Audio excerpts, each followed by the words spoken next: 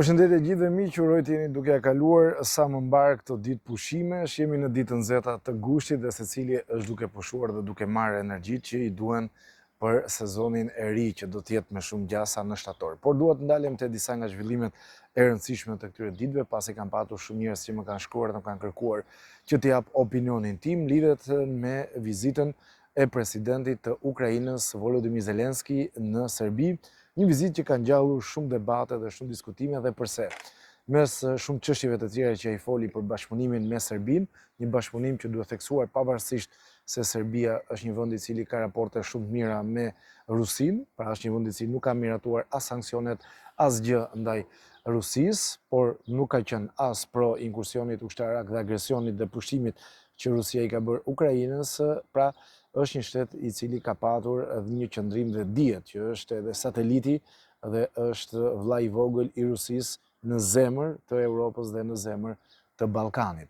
Zelensky gjatë vizitës në Serbi tha mes të tjerash i pyetur nga gazetarët se respekton integritetin territorial të Serbisë, qartazi duke deklaruar se nuk ka ndryshuar qasje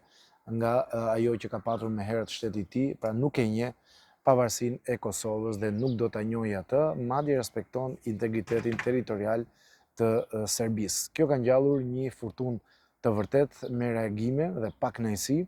Fillimisht në Kosovë kanë reaguar instancat më të rëndësishme atje, ka reaguar Glau Konjuca, politikan i njohur i vetëvendosjes, i cili ka thënë se kjo është e padrejtë ndaj popullit të Kosovës, pasi nuk mund të ketë paralelizma mes asaj që po ndodh në Ukrainë dhe asaj që ka ndodhur në Serbi dhe në Kosovë gjatë viteve 98, pasi Serbia ka qenë ai shteti i cili ka bërë genocid, ka spastruar etnikisht, ka tentuar të spastrojë etnikisht kosovarët, shqiptarët atje, i ka larguar nga banesat, ka vrarë, ka përdhunuar, ka me mira eshtra të cilat ende nuk janë gjetur, pra është shtet genocidial dhe kjo është faktuar edhe nga gjykata ndërkombëtare e Hagës. E njëjta gjë vlen padyshim edhe për agresionin e Rusisë në Ukrainë. Nuk mund të ketë paralele dhe nuk mund të jetë në një farë mënyre Zelensky nuk mund të jetë me Serbinë, pasi Serbia është agresori. Është sikur Shqipëria të rreshtohet nesër dhe të mbështesi Rusinë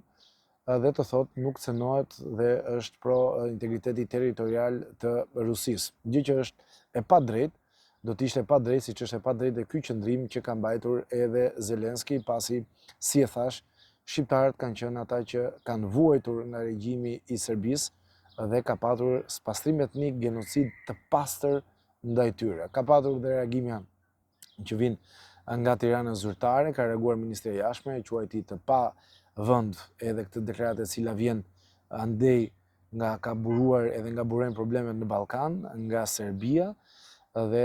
i ka bërë thirrje edhe një herë që të ketë një qasje ndryshe nga ana e Ukrainës, ta njohë pavarësinë e Kosovës, pasi pavarësia e Kosovës është një pavarësi e cila ka forcuar stabilitetin në Ballkan dhe padyshim do ta shqironte edhe Serbinë nga jetët e kaluara nëse ajo do ta njihte pavarësinë e Kosovës. Megjithatë, nuk do të harrojmë një gjë, miq. Serbia dhe Ukraina janë pjesë e një trungu popujsh, pra janë sllav, që do thotë kanë gjuhë gati të përbashkët, kuptohen shumë mirë me njëri tjetrin, kanë zakone të njëjta, feja është e njëjtë, historia gati është e përbashkët. Pra, janë popull gati vllazëror, një trung i bashkon. Dhe pavarësisht se ne kemi ndihmuar shumë Ukrainën, Shqipëria ka dhënë miliona euro, të njëjtën gjë ka bërë edhe Kosova, madje edhe në reagimin e tij që ka patur Glau Konjuca ka deklaruar që në fillim Kosova u rendit kundër agresionit të Rusisë, miratoi të gjitha sanksionet dhe është shtet i cili ka qenë totalisht pro Ukrainës dhe në asnjë moment nuk ka qenë pro Rusisë. Serbia ju bashkua më vonë, por ne nuk duhet harrojmë që ato janë popull të njëjtë dhe interesat e tyre i kanë të tillë. Kujtojmë edhe një herë që Ukraina ka marrë shumë mbështetje nga Serbia, mbështetje që lidhen me rezolutat e miratuara në Kombet e Bashkuara, kryesisht rezolutat të cilat i japin të drejtë Ukrainës në pjesën më të madhe, ja kundër cënimit të integritetit territorial të Ukrainës dhe nuk kanë qenë asnjëherë në favor të aneksimit të Krimes nga ana e Rusisë. Dhe me sa duket, ky favor që i ka bërë edhe Serbia Ukrainës ka marrë këtë vlerësim nga ana e Ukrainës, e cila është shtuar qartazi me atë në situatën në Kosovë, gjë që është thjesht tha me pa drejt, sepse Serbia ka qenë agresori, nuk ka qenë viktima. Pra, Ukraina në rastin konkret është viktima dhe bëhet me agresorin. Por jam popull slav. Ky duhet të jetë një mësim i qartë për të gjithë shqiptarët, sidomos për politikanët që tek interesi kombëtar nuk duhet të vihet fare raporti personal, që thuhet që Zelenski me Ramën e kanë shumë mirë, nuk na intereson fare raporti tyre personal, na intereson raporti institucional. Çfarë Ukraina ka bërë për vendet tona. Për Shqipërinë nuk ka çfarë të bëj për hijen e vërtetës, por për Kosovën vetëm një gjë mund të bënte, nuk e bëri, mbajti qendrim pro Serbisë. Në Prishtinë ka patur një reagim të fortë, edhe është hequr edhe ajo që ka qenë murale në qendër të Prishtinës nga kryetari i bashkisë, i kryetari i komunës së Prishtinës, Parim Rama, i cili ka thënë se nuk mund të ketë reciprocitet në forma të tilla, pasi Kosova mbështet atë që është territori i Ukrainës, mbështet luftën e saj që është vetëmbrojtje, por nuk ka reciprocitet dhe respekt nga ana e Ukrainës, gjë që duhet ta kishte një gjë të tillë, prandaj dhe ata e hoqën atë fri Ukrainë dhe për optikën time bën mirë, pasi nuk ka reciprocitet nga ana e Ukrainës në drejtim të Kosovës dhe qasja e Zelenskit është totalisht e gabuar, pasi do kishte moral të ishte me Kosovën, sepse Kosova në fund të ditës është vend i cili, si e tham disa herë dhe unë po e përsëris, ka qenë i agresuar, ka qenë i dhunuar dhe është bërë spastrim etnik nga ana e Serbisë. Pra Kosova është viktima, Ukraina është viktima, dhe nuk mundet që Ukraina në rastin konkret të arreshtohet me Serbinë që është agresori. Dhe kjo ka ngjallur reagimin e fortë edhe tek atyre që janë veteranët e UÇK-s, të cilët e kanë akuzuar si një aktor të vërtet, dhe një qasje shumë të gabuar kjo e Zelenskit në drejtim të Kosovës dhe jo vetëm. Një tjetër çështje që dua ta ndaj me ju dhe që kam patur shumë reagime ka të bëjë me ndarjen nga jeta të babait të Leo Messit, Joao Messi, Jorge Messi, i cili është ndarë nga jeta në moshën 68 vjeçare dhe ka qenë personi që ka patur ndikimin më të madh